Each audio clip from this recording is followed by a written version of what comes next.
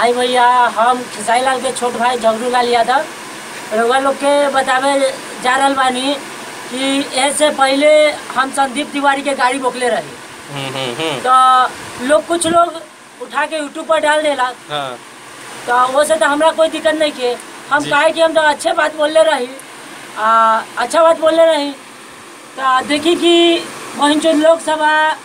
YouTube चलाए वाला कि माधर चौथ हमरे के करिए था हम अच्छा के साथ देली अच्छा कहनी कि संदीप तिवारी के गरिएली बहन चौथ खेसारी लाल के गरियाए वाला के वो हमारे भाई खेसारी लाल जो सुपर स्टार बारन ओकरा के बहन चौथ संदीप तिवारी गरिएला। तो ओकरा पीछे से हमरा गरिएला का बहन चौथवा सा तो ओकरा माई के चौथ ओकर समझ में नहीं किया हुआ कि हम अच्छाई के साथ दे रहा बानी तो बहन चौथ हमरा बुराई सोचता।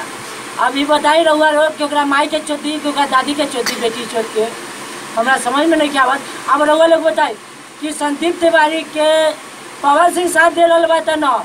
हम खेसारी लाल के साथ देनी तो कौन गलती कहनी हम तो सच्चाई पर साथ देले बानी आ पवन सिंह झूठ मूठ के